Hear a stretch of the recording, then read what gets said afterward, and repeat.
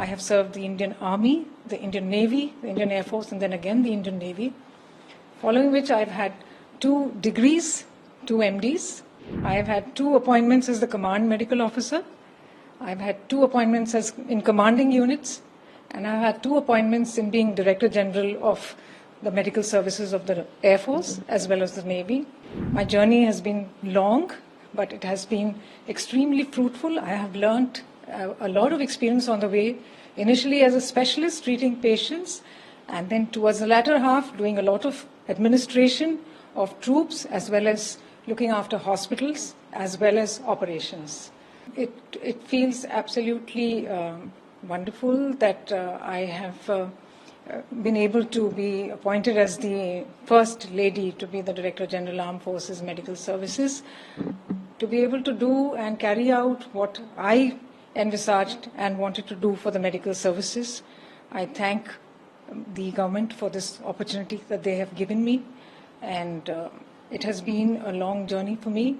My colleagues in the Navy call it the rule of 2, that I have, first of all, been in all the 3 services. I have served the Indian Army, the Indian Navy, the Indian Air Force, and then again the Indian Navy, following which I've had 2 degrees, 2 MDs. I have had 2 appointments as the Command Medical Officer. I've had 2 appointments as in commanding units, and I've had 2 appointments in being Director General of the Medical Services of the Air Force as well as the Navy.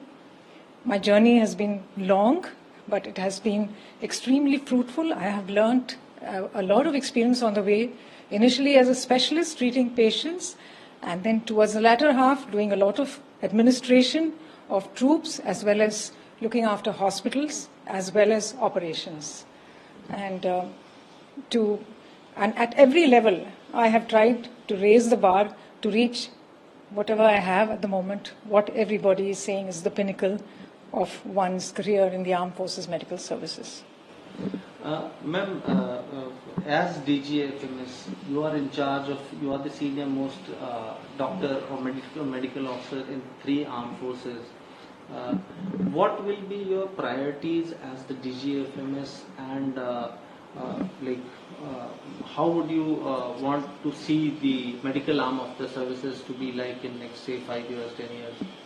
So as my role is, I am responsible to the Ministry of Defence in terms of policies that I set out in terms of medical care provided to the armed forces, in terms of personnel and the dependents, both in war and peace. My first priority would be to stabilize what has already been put down by my predecessors, to take forward what they have put down by providing what is now in the world a holistic medical care, where I would like to give them primary health care, promotive health care, preventive health care, secondary and tertiary health care, in whatever way and however way it is applicable to the places where they are posted, whether it's in peace or whether it's in war.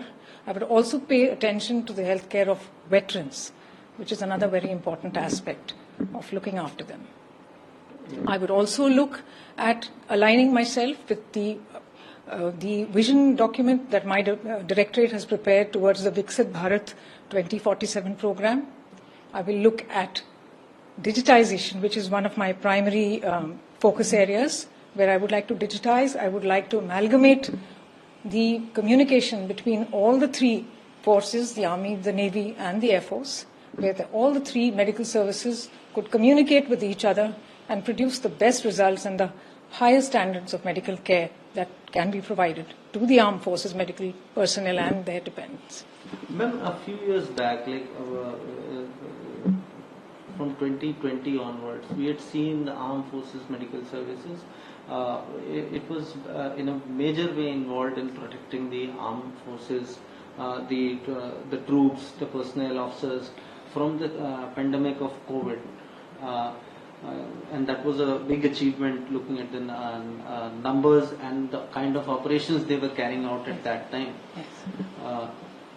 Now also we are seeing monkeypox and other pandemics spreading in different parts of the world. Any preparations for this and in general to be able to counter any pandemics if anything of that sort happens? So we all had our experiences in 20 and 21 regarding the pandemic. I was initially in Southern Naval Command in 2020, where I managed to, we had a lot of preventive measures which were taken. We also were engaged in the Samudra Setu program, where we had to, evacuate the foreign, the expats who came back to India. So we had a lot of experience with that. We wrote down our experiences, and now we've converted them into standard operating protocols, which we have, which we knew that for the future we may require them. Then in 21, when I became the commandant of INHS Ashwini, we dealt with the phase 2, which everybody knows how difficult it was for everybody. So we have many plans in place if there is a sudden onslaught of anything. We have preventive plans. We are following all the WHO guidelines and the guidelines issued by the Ministry of Health and Family Welfare. And I don't think we will have any issues in, whenever the situation arises. And recently, when there was an earthquake in Turkey, we saw our doctors acting as ambassadors, and India got a lot of goodwill due to the efforts of Indian doctors who were posted in, who were deployed in Turkey for relief operations. Now we are seeing a lot of conflicts and other things happening. If need be, can India set up, like the armed forces, help in setting up medical facilities and other things in foreign locations if required? If we are tasked to do so, we have the capacity to do so. If we are tasked to do so by the government, we will be able to do so. And ma'am, yesterday we saw that there was this Navika Sagar Parikrama, the second global circumnavigation by 2 lady officers. The expedition was flagged off yesterday from Goa, and I could see you were there in the footage. Can you please tell us what is your link to this expedition, ma'am? I have a long association with sailing. Of course, I'm a naval daughter and I'm a naval officer, though my interest in it came up much later. It started with looking after the doyen of sailing and circumnavigation, that is Admiral Avati. I used to look after him when he was admitted at INHS Ashwini, and this is in reference to the first Sagar Parikrama that happened, that Navika Sagar Parikrama, the first one, which happened in 2017. And every day I would know where the boat was and what issues that they had or challenges that they faced. He would share them with me, and I never knew that I would be connected with it in some way. I slowly started getting invited to talk at the functions where these girls, when they completed the circumnavigation, came. And after that, I was very pleasantly asked to volunteer to make a sail from Kochi to Lakshadweep in order to encourage more young lady officers to volunteer. So I sailed as in the rank of Rear Admiral for 3 days in a 6-man Indian naval sailing vessel called Bulbul from Cochin to Lakshadweep.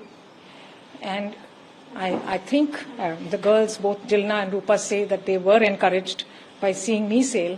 And sure enough, in 21 September, they volunteered. They were trained for 3 years. My medical officers have trained them to even handle all medical emergencies on board in this sail of theirs, which is going to be 23,000 nautical miles over the next 7 to 8 months. I spoke to them yesterday too. I reassured them. I reassured their parents.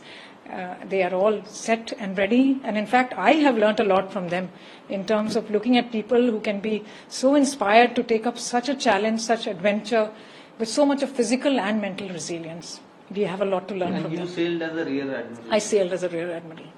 That's an achievement. Ma'am, as you said, a lot of young women officers, girls, college students, they all look for inspiration. What would be your message to the girls? We are seeing a lot of them joining the armed forces now in all arms. What would be your message to those girls about the armed forces? I would tell all the girls that the armed forces is a fantastic profession to take on. It is not only a profession, but it is a way of life. You learn discipline, you get an education, you learn how to behave, you learn how to work as a team.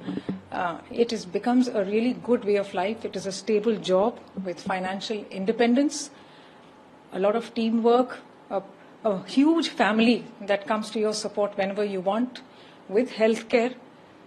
So I would suggest, and I would tell all young girls, that this is one where all your dreams can be encouraged. They can be all amalgamated into one.